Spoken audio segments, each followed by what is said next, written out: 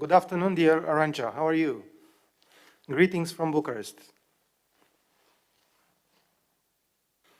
Thank you so much. It really is a pleasure to be with you today, even if only virtually. Next time, I hope to be able to do it in person. Absolutely. You have a standing invitation. I would like to welcome you to Bucharest as soon as possible. So, dear Minister, dear Arancha, dear Ambassador, dear colleagues, it is my great honor and pleasure to open this session by welcoming the Minister of Foreign Affairs of the Kingdom of Spain, Mrs. Arancha González Laya. Romania and Spain share a special relationship based on a strategic partnership, strong political and cultural affinities, a robust attachment to a world order based on rules and respect for international law, for humanist values and principles. And Spain is also home of one of the most important and largest Romanian communities abroad, which is very well integrated while maintaining substantial ties with the country of origin. And thank you so much, dear Minister, for that. As a new member, Spain can be considered a model of solidarity and a firm supporter of unity. It has also been one of the most extraordinary success stories of European integration, both in terms of political democratization and of economic and social development. So you are a true model for those who joined the EU later on, including for Romania. Dear Arancha, thank you for accepting this invitation to join our ambassadors at the annual meeting of the Romanian diplomacy. You are an expert in international relations and trade with more than 20 years of professional expertise. You have been appointed as Minister for Foreign Affairs, European Union and Cooperation of the Kingdom of Spain in January 2020. You have graduated in law from the University of Navarre with a PhD in European law from the Carlos III University of Madrid. You have extensive knowledge of international relations, trade and economics, a long track record in both public and private sectors, as well as the management of multilateral organizations.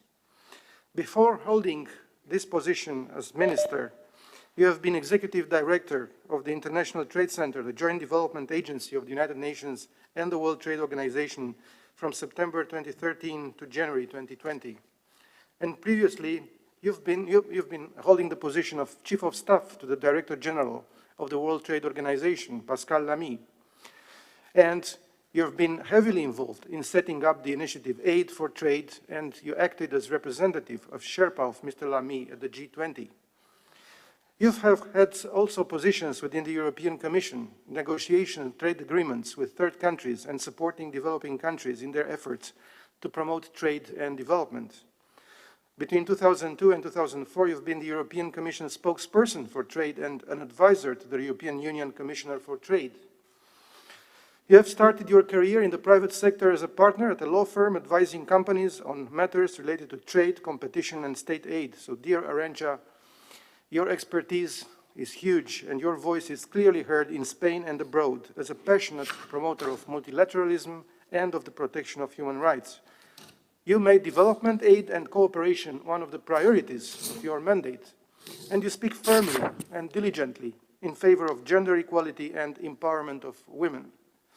On this point, I'm happy to share with you that in the Romanian Ministry of Foreign Affairs, we implement a very strong policy on gender equality, as half of our diplomats are women, many of them ambassadors or in management positions in the headquarters, and actually in the Romanian Ministry of Foreign Affairs headquarters, we have more than 50% women in top management positions, including 2 out of 4 secretaries of state, the Secretary General and Undersecretary of State. Before giving you the floor, allow me to praise your work during the pandemic and thank you for the fruitful cooperation between our two countries at bilateral and European level during these challenging times. There are still difficult moments to come. We both suspect that. But through solidarity and mutual support, we will succeed in restoring the well-being of our societies and economies. So the floor is yours, and we look forward to hearing from your experience as Minister in tackling this pandemic, but also from your vision on the international situation, considering the challenges faced by the European Union. So you have the floor. Thank you so much, Arancha.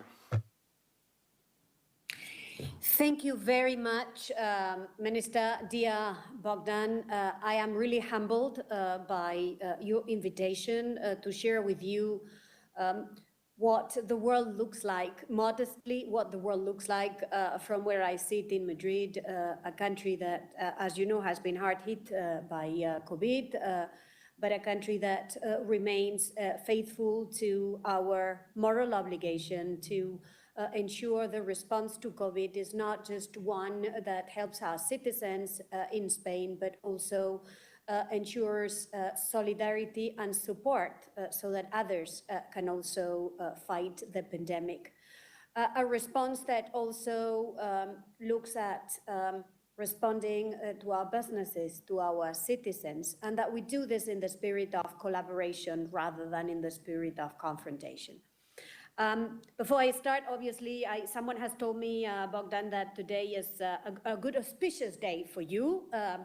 That is your birthday, and I want to congratulate you on that. Thank you so much. Thank you. So I was hoping to blow candles together with you, but we'll do this when I manage to be with you next time. Absolutely. My starting point is that COVID, in a way, has accentuated a number of revolutions that were already underway before. And this is something we need to understand in order to provide a response that would provide safety and security to our citizens. Let me just briefly mention what these revolutions looked like. We were already in the middle of a technological revolution that was changing fundamentally the way we produce, the way we trade, but more importantly, the way we work, with huge implications for the place that work has in our economy, but also in our societies, which has only been accentuated during COVID, as we have seen in this very short 6 months. The second revolution that was already underway is the sustainability revolution. Demands from our citizens for better respect of our environmental boundaries, demand for protection of biodiversity, demand on governments from citizens that were very well organized to reduce the CO2 emissions in our economies. This also is something that we have seen with our eyes during the COVID, in that the absence of economic activities has brought to life what nature could look like if we really made an effort at decarbonizing.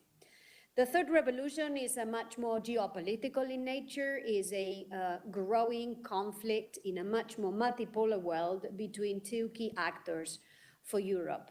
The US on one side, with whom Europe enjoys strong transatlantic bonds, but also a conflict with China, the country to the east that now has a much more prominent and assertive place in international affairs. Finally, another revolution that we sometimes overlook is what I call the democratic revolutions. More empowered citizens that demand change from our governments. They demand more respect for human rights. They don't tolerate that these violations take place. That demand that we tackle inequalities, that are not happy with the growing in-country inequalities. Yes, we've been very good in the last 30 years at reducing inequalities worldwide overall, but at the expense of growing in-country inequalities that our citizens are no longer ready to tolerate. So more empowered citizens have an ability to ask from governments that we change the situation, and if we don't, what happens is they rather join more populist movements that understand the problem, but are incapable of producing solutions beyond repeating very generic slogans. So in the middle of all of this comes this pandemic that reminds us of the the fact that we had not been able to provide very forceful responses to all these ongoing revolutions. During this pandemic, what Spain has been trying to do is build the short-term emergency response to the pandemic from the healthcare point of view, from the economic point of view, also from the geopolitical point of view, and I'll say a few words about that in a minute. But at the same time, we've also realized that it was important to invest with our partners, starting with the European Union, to build a new system of global governance that would help us build the resilience that our countries need for the future. So let me briefly share with you how we have managed the crisis from all these different points of view, starting with what has been central to the foreign ministry, which was taking care of the thousands of Spaniards that were scattered around the world. And on this one, let me thank you for the excellent cooperation that Spain has had with Romania to ensure that our citizens were supported by you and to provide you also with the support that you needed for Romanian citizens stranded in Spain. It's been, in our case, more than 40,000 Spaniards that we've been supporting to return back home, sometimes individually, very often through the EU solidarity mechanisms that were put in place. Another example of how important is the European Union in terms of crisis. We've also put in place a system of temporary housing, some sort of B&B for Spaniards that were stranded abroad through the solidarity of Spaniards living abroad.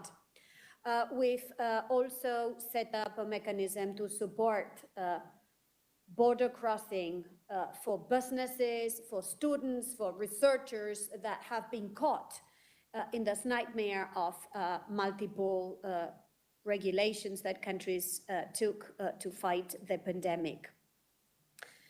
We've also had to become, in a way, purchasing agents, quote unquote, for our healthcare systems, facilitating contacts with third countries to purchase material, equipment, vaccine, medicines, and so on and so forth.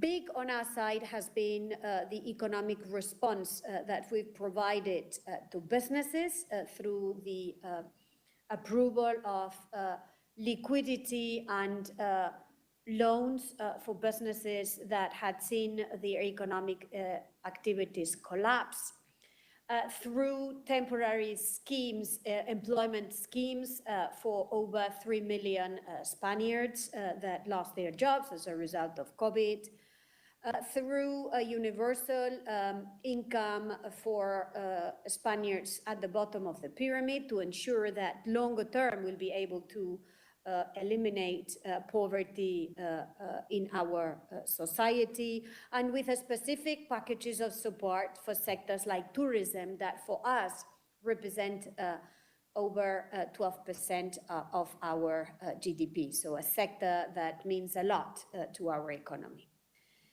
So the response has been a whole of the government, with obviously foreign ministry playing an important pivotal role in all of this, given, like you, given the position and our ability to dialogue with countries around the world.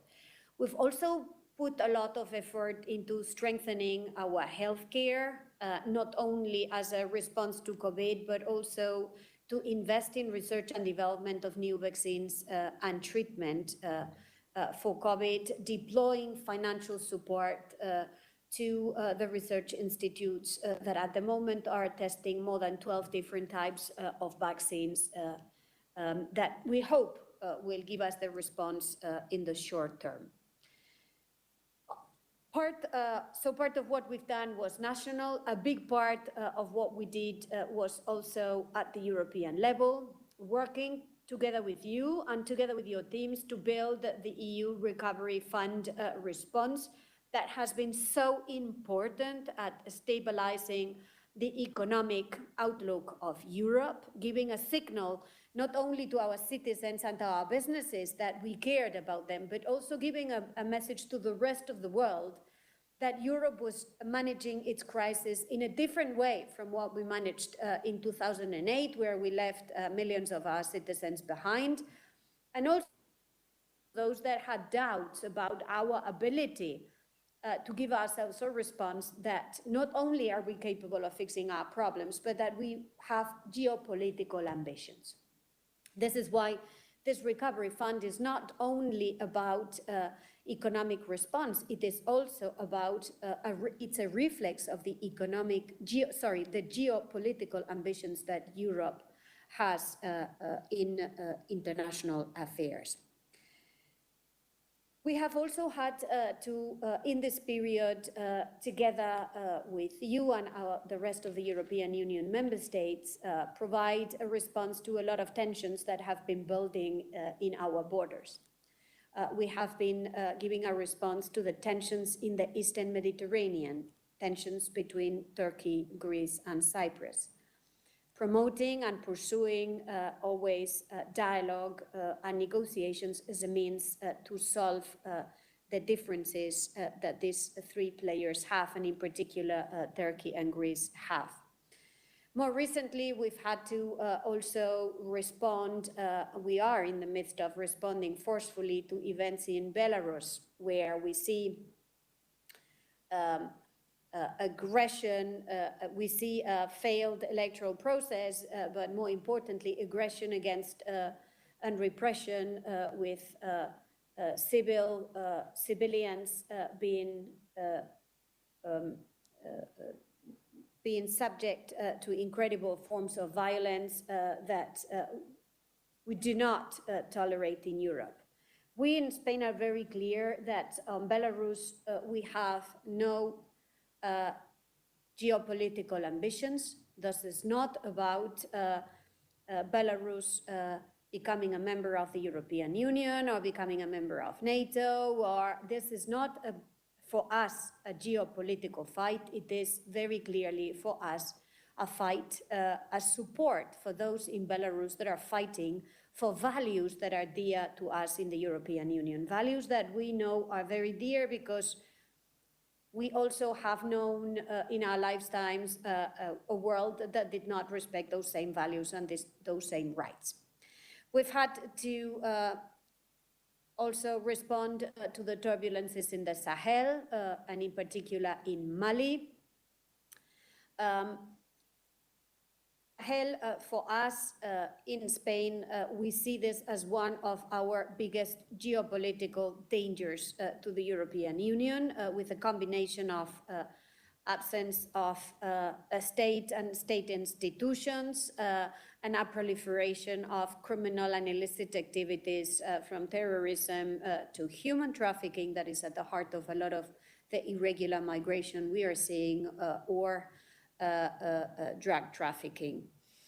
In this list also I have Libya, important to the European Union. It's in the central Mediterranean. It's a country that has been suffering from incredible instability and conflict, and where Spain has been promoting an intra-Libyan dialogue as a means for them to resolve their differences without external interference. I mentioned this as some of the crisis management situations we've had to deal with in the vicinity of the European Union while we were fighting against COVID, which shows that in a way Europe can not only deal with its own issues, but also ensure that we bring a bit more peace and stability around our borders.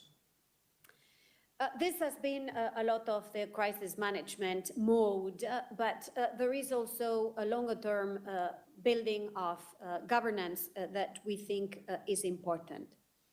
The theme that we use in Europe is a strategic autonomy, so maybe I'll give you a sense of what a strategic autonomy means for us in Spain.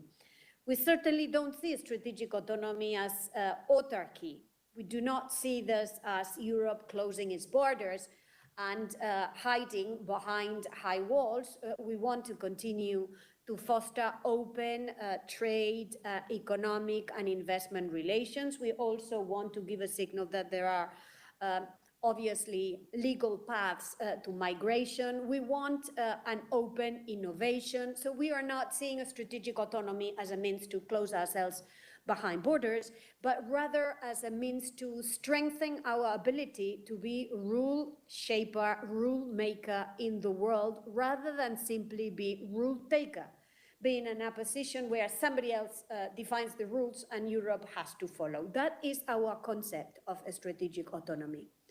This is why for us, the strategic autonomy is not only about defense. Yes, it is about defense, and we express it through our strong partnership in NATO, also through a strengthening complementary ability of the EU and capacities of the EU in the defense field.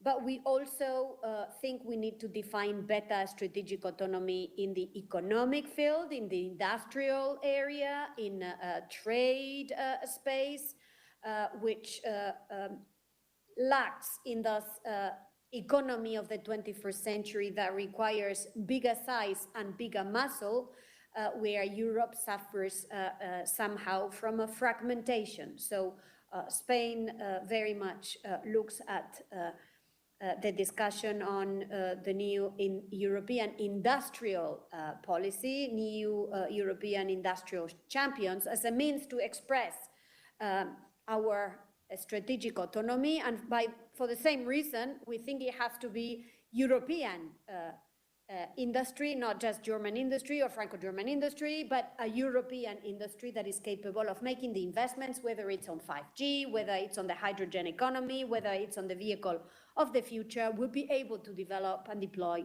the necessary muscle. The third dimension of how we look at a strategic autonomy has to do with innovation, research, development, a capacity of the incredible brains of the Europeans, not only to invent, but also to ensure the innovations and inventions can be brought to market and then can be, through that, monetized. The biggest challenge we see in this area of innovation is not the lack of European brains. We have quite a few, but the inability of Europe to fully exploit, fully market this innovative spirit of our European researchers. This is why we think a big test case of this strategic autonomy is Europe's investment into vaccines and treatment for COVID, which in a way speaks of the ability of the EU to leverage the talent of our research institutions, but not only that, put in place the mechanisms that would help us translate these vaccines or treatment into production, and not only into production, but also into distribution, and not only in Europe, but also across the world, because we have learned that nobody will be safe until we are all safe. This is why we are very strongly supporting also the International Alliance on Vaccines and Treatment.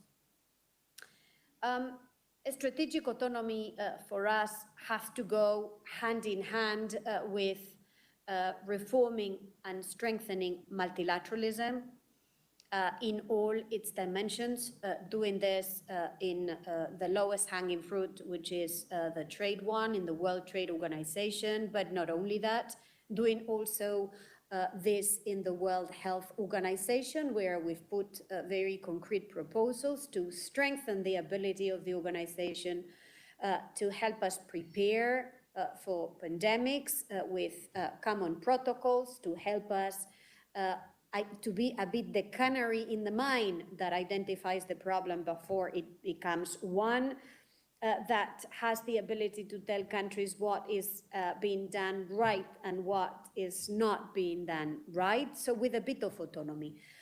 So Strengthening multilateralism is a theme that is going to be very dear to us as we move forward.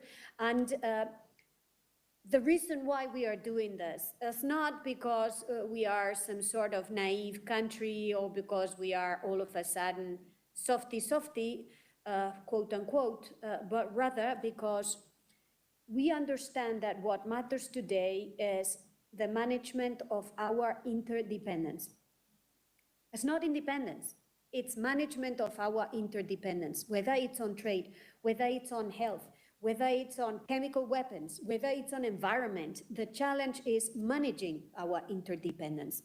We can't build walls to hide behind. So the answer can only be managing this interdependence. Now, as a medium-sized country with a middle-of-the-road position, pretty much like Romania is internationally, we know that managing interdependence would be better served if we have a strong multilateral system, and would be much more complicated if we are left to fight this battle on our own, if it is the law of the jungle that prevails. This is why we are strong defenders, and we will be strong defenders of multilateralism, and we will pursue this with all our strength. Two small points to conclude this interaction, and then obviously be ready to engage into the more questions and answers part. There is two pieces of work we are working on at the moment. Number one is defining our own external action strategy, and presenting what and building on what this strategic autonomy looks like from where we sit, with very clear investments in prevention, in resilience building, which we hope to be ready with in the autumn. The second piece we are working on is also a research piece with a group of international experts that would look at the global order and technology. Technology is having an incredible impact in foreign relations, in our global order, not only on the economic side or on the governance of technology, but also on fighting against terrorism, but also on the governance of work, and what we want to do, or in the protection of human rights that are being attacked very often through the space, or on the fighting against cybercrime. So what we're doing at the moment is looking at the intersections between the global order and technology, in the hope of putting forward a few proposals that we hope Europe could champion in the coming years. Finally, I want to tell you that as a Mediterranean country that we are going to be making strong investments in the peace, security and stability of the Mediterranean, and in particular on the southern neighborhood of the European Union. In November, on the 27th, we will be celebrating 25th anniversary of the Union for the Mediterranean. We will be inviting all members of the family to join us in celebrating the 25th anniversary, but more importantly, in defining together what we want this Union for the Mediterranean to look like in the next 25 years. And back to back with this, we would hope to have a conversation with also the European Union and the members of the southern neighborhood about how do we inject more political energy into the southern neighborhood of the European Union, one that we think is as important as it is fragile, and one that we think together we need to nurture. So Bogdan, this by means of an overview of what we've been trying to do the 6 months, but also how we've been investing in building a system for the future that would be more protective of all our citizens, and through that contribute to the discussions at the European Union level. And now more than happy to engage in a dialogue with you. Thank you so much, dear Arancha, for this very inspiring presentation and for this overview of the challenges that we face today. We very much share the same view about the meaning of strategic autonomy, which does not equal with autarky. And I think we have to discuss more at the level of the European Union about the proper definition of this term. We use this term, we use also the term of strategic sovereignty of the European Union. But I think many of us, we use these terms with different meanings. And in any way, I think we have to convince also other colleagues that having a developed strategic autonomy or sovereignty of the Union does not mean that we have to abandon the transatlantic relationship, but to the contrary, that we need to work together, the both sides of the Atlantic, to mitigate the problems and to solve them and to have a constructive approach towards that, because it is the same community, in fact, of values and prosperity and security. And I also very much support, and this is one of the lessons learned from our experience of the pandemic, that we do need more efficient multilateralism. We do need to manage better our interdependencies. We cannot solve our problems in isolation, that's for sure. And even if the pandemic has stopped some of our links, at the same time we are more and more interdependent, and this is obvious. And last but not least, I fully share your view on the southern neighborhood. Of course, we are here very close to the eastern neighborhood of the European Union, but we do share the view that we need to give proper attention to what happens in the south, because it is, well, in our direct interest as far as our security is concerned, but not only. And you have mentioned Belarus. Speaking of violations of human rights, this morning our ambassador to Minsk, upon my instructions, has joined some of his EU colleagues and paid a visit to one of the prominent Belarusian opposition representatives, Svetlana Alexievich, Nobel Literature Prize winner, to make sure that human rights are respected. And I think we have to continue to pressure on the regime in order to open the dialogue with the opposition and not the ways of repression. And now I have the pleasure to close the public part of this session and open at the same time the floor for questions from our ambassadors. And I think we have 4 questions. I will take